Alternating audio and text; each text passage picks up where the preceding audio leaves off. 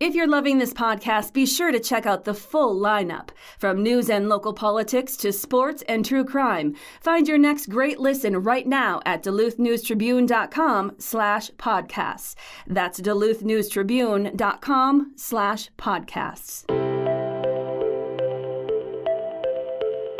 Hello, Northlanders. It's Friday, August 11th. I'm Wyatt Buckner with the Duluth News Tribune Minute, presented by Minnesota Power Employees Credit Union. The average MPECU member saves over $785 a year in better rates and lower fees. And with MPECU, every ATM is your ATM.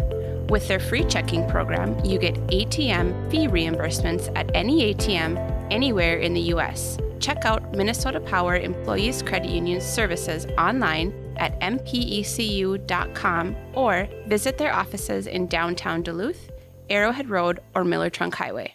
It's Friday, and if you're looking for ideas for some fun things to do this weekend, Duluth News Tribune arts and entertainment reporter Jay Gabler has some options in this week's Best Bets. Happy birthday to hip-hop. 50 years ago today, August 11th, 1973, a party in the Bronx in New York sparked the alchemy of rapping and turntablism that became the genre we now know as hip-hop. There are celebrations for the 50th birthday of hip-hop around the world all year long, and tonight in Duluth there is a show at RT Quinlan's with several artists performing original music and spinning tunes from across hip-hop's half-century history. That is tonight, Friday at RT Quinlan's in downtown Duluth. Also this weekend, the Bayfront Blues Festival is taking place in Bayfront Festival Park.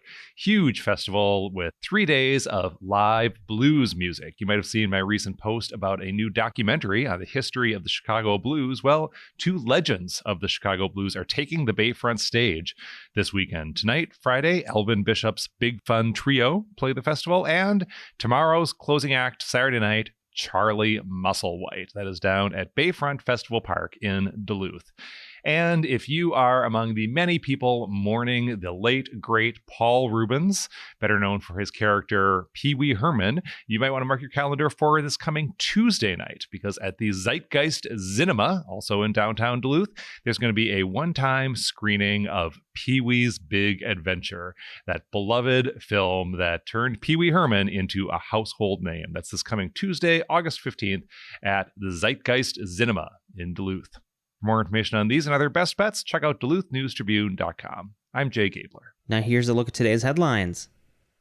As Ski Hut broke ground during a ceremony Wednesday on its second location in Duluth's River West development, a new artisan-style bistro and cheese retailer were announced as additions to the $3.5 million project. In one half of the new building, Ski Hut Adventure Center will rent and sell outdoor gear. The other half will house Burnett Dairy Cooperative. The new privately funded project is expected to be completed in November. Ski Hut was founded in 1955 and began the process of securing its second location in 2014, according to co-owner Scott Newstell. His son and business partner, David Newstell, is in line to be its third-generation owner. The farmer-owned Burnett Dairy Cooperative, based in Grantsburg, Wisconsin, processes cheese. The new Duluth location will mark Burnett Dairy's first retail store that is not connected to a cheese plant. The nearly 5,000 square foot cheese store will offer its Wood River Creamery cheese products, ice cream, and wine, in addition to an artisan bistro with pizza and sandwich menu items, all featuring their cheeses. Ski Hut partnered with the city, St. Louis County, the state of Minnesota, and other private businesses on the project.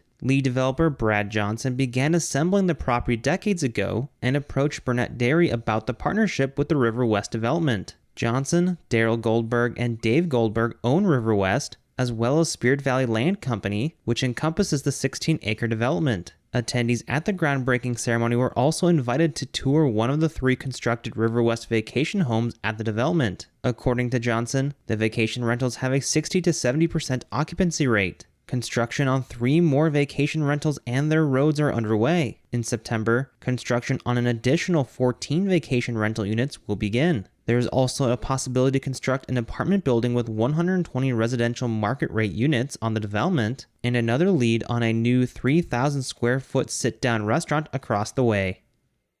a man who threatened to shoot several people at the Duluth International Airport and, quote, blow the place up, end quote, has been found not guilty by reason of mental illness. Judge Dale Harris issued the finding in late July after a stipulated facts trial in which Vincent Mucho, 53, of Virginia, acknowledged the allegations of the January incident. Mucho, according to the stipulation, has been diagnosed with bipolar disorder and was experiencing a severe manic episode with paranoia and delusions that rendered him incapable of knowing the wrongness of his actions. Mucho had been charged with 3 felony counts of making threats of violence. Documents state that he arrived at the airport around 4:45 a.m. January 31st and inquired about purchasing airfare. He later bought a ticket to Hawaii with an 11 a.m. departure. Mucho then told an Avis employee that he was waiting for a woman who was arriving on a 10 a.m. flight and said, quote, "If she doesn't come off, I'm going to kill you and her," end quote, and gestured toward an employee at the budget rent-a-car counter. He then walked to the budget counter and told the worker and a Transportation Security Administration agent that if the woman was not on the plane, he would, quote, "kill everyone on the second floor," end quote, and then work his way down to the first floor. The budget employee said she had occasionally heard threats in 29 years of working at the airport, but the severity of his statements placed her on high alert. Mucho eventually returned to the airport shortly before 10 a.m. and was arrested without incident. He was unarmed. Court documents indicate Mucho had previously been diagnosed with bipolar disorder and had at least 3 prior severe manic episodes in Minnesota, including one in 2014 that involved him running naked through the Minneapolis-St. Paul International Airport. He was placed under a 6-month civil commitment following that incident, and he also has been psychiatrically hospitalized in North Dakota and New York, most recently in 2018.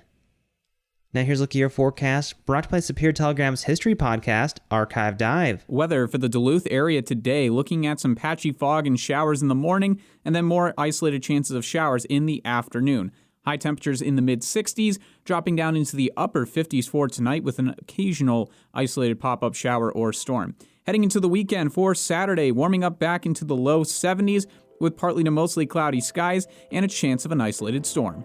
I'm Storm Tracker meteorologist Robert Pointer. Thank you to Archive Dive for their support. The monthly history podcast, hosted by Superior Telegram reporter Maria Lockwood, dips into the archives of historic events, people, and places around Superior and Douglas County. You can find the latest episode of Archive Dive at superiortelegram.com or wherever you also get this podcast. Reporting for today's episode was done by Jay Gabler, Brielle Bredston, and Tom Olson. Thank you for listening to the Duluth News Tribune Minute. Have a great weekend, and we'll see you back here Monday.